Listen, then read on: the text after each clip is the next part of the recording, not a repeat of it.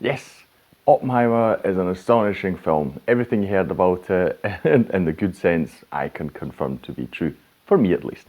But I'll explain in more detail.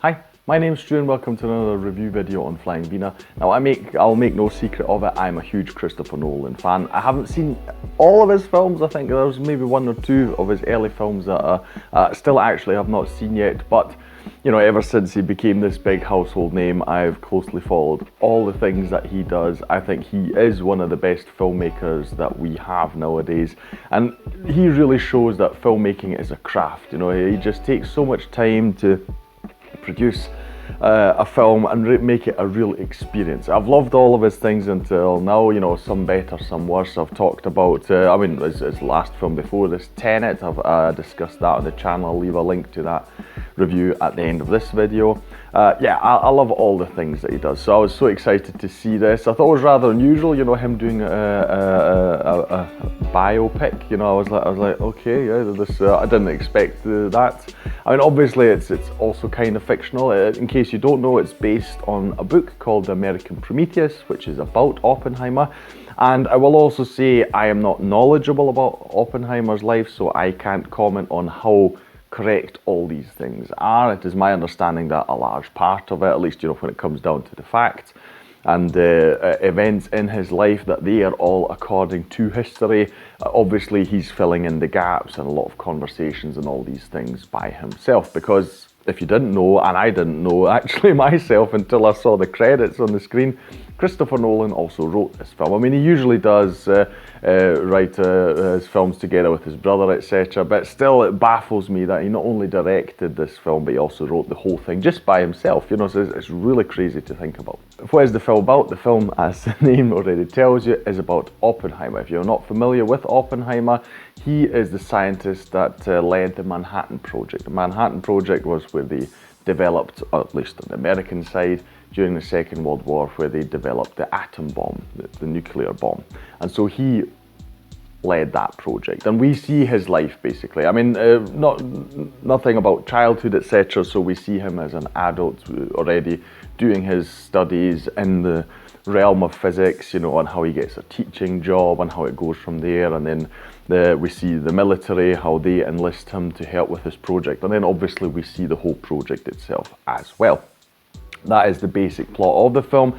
You see his relationships, of course, with various women. We've got two in particular. We've got one played by Florence Pugh, which was sort of an early flame that he had in his life. And then we've got Emily Blunt, who plays the woman he actually married and had children with. We've got that side of the story as well, which gives you insight into him as a person. And we've also got a second plot line that we see, which is actually starring Robert Downey Jr., who plays a person who wants to be elected into government, into the American government, and who we see has had, for a long time, has had a grudge against Oppenheimer. And so we see some various intrigues. So it keeps shifting back and forth, the timelines. You know, we see Oppenheimer progress through these stages that I mentioned in his life, and we see Robert Downey Jr. during these Senate hearings where, you know, they're trying to figure out whether he is eligible, you know, and a good fit for the government. And we jump back and forth. It's not confusing in any way. It's written really well. And we have sort of the aftermath, what happened after the war, because there were some security issues, because communism is a topic in the film, because Oppenheimer had a lot of, just ties to people who were communists. And so that's a whole issue in and of itself. But that's the basic plot of the film, okay? I'll leave it at that. Now, what is so great, I mean, the film is 3 hours long, and obviously that will put a lot of people off, but it is one of the best constructed 3-hour films I have ever seen when it comes to the pacing. And it's fascinating because you'd think, you know, I mean, Christopher Nolan, nowadays you think about, I mean, Tenet and The Dark Knight and Inception and Interstellar, you know, you've got all these great pictures in your head, etc., that things happening, action, etc., which we don't have that much of here. I mean, the film really is just a lot of people talking with each other. And he still manages to pull it off. It's 3 hours long, but you don't get bored. You know, we keep going from scene to scene, and it's just so well put together, edited, and yeah, just again, crafted beautifully, the whole thing from start to finish. Absolutely love it. You come out of the cinema and you have a slight existential crisis, because, you know, that is what is being portrayed here as well.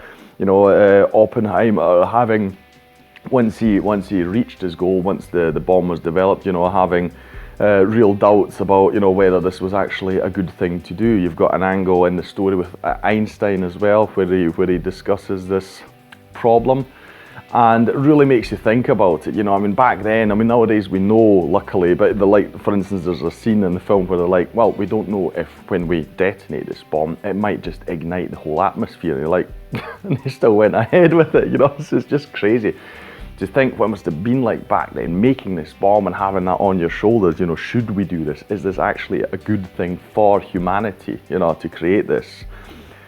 To think that, you know, scientists become the best weapons manufacturers, you know, and everything. It really gave me a lot to ponder. So, and generally there's a lot of things to think about here, and I really love it. You know, you're in his head, basically, in Oppenheimer's head, and it just gives you so much to think about.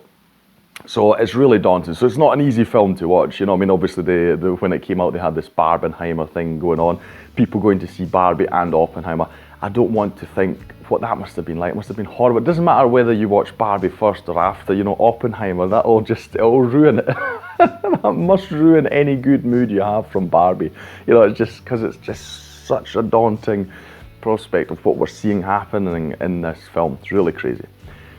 Performances, you have to mention, I mean, they're all great. There's not a bad performance in here. It's even difficult to single out. I mean, if you've seen the acting list, there are just so many actors in here, you know, Oscar nominated or even Oscar, you know, winners in this film. There's just so many. Obviously, you've got Cillian Murphy, who has to at least be nominated for an Oscar. Incredible performance, yeah. But I mean, everyone else, Robert Downey Jr., I mentioned Florence Pugh, Emily Bloom. You've got them, but I mean, I love Matt Damon in this. You know, you've got Josh Hartnett, who does a great job in here. But there's so many others, even in addition to that. But, you know, just incredible performances. Put together so well. It is, yeah, I mean, just overall one of the most fascinating films I've ever seen. You know, it just works. Every level of it, to me, works. It's not too long. The pacing's amazing. It's written well. It's acted well. You've got the music. You know, back when with Tenet, Christopher Nolan stopped working with Hans Zimmer, I was like, oh no, you know, because I loved just the pairing of the two of them. But you know, Tenet showed me that Ludwig Göransson, I hope that's how you say the name, is an amazing artist in his own right. You know, so, and he has returned here to make the soundtrack, and it's great. You know, you've got either it's in the back or it's got sort of, it's a bit threatening, you know, because obviously we've got this topic of the nuclear bomb. And just when you've got emotion, I mean, he weaves music very interestingly, I feel, you know, in a very different way to Hans Zimmer. And also him doing that allowed Hans Zimmer to work on Dune. So I think it's a win-win situation. So many great aspects about this. You know, if you are fascinated by the topic of the nuclear bomb and what it means for humanity, you have to watch this film. But if you're a Nolan fan, you have to watch it as well. Yes, it's not, I mean, it's got some cool scenes, you know, visually and all these things. I mean, it's wonderfully shot, but I mean, we don't have, you know, mind-bending things here as much, of course, but you will love this film, definitely. So very high recommendation for me. Up to now, I would say this probably is definitely my favourite film of the year, until now, but we'll see what the rest of the year brings. I actually can't wait to watch it again, you know, when it comes out on Blu-ray to you know, see what it's like in a second watch. I'm really curious about that. Anyway, I'll leave it at that. If you enjoyed this video, please like, share and subscribe. It is the best way to support this channel. Leave a comment down below about this film, any other Christopher Nolan film, just anything you want to share about Oppenheimer, real life, you know. Did he get stuff vastly incorrect? I don't know. You'll have to tell me in the comments below. I'll thank you for watching this video, and I'll see you in the next one on Flying Wiener. Take care. Bye.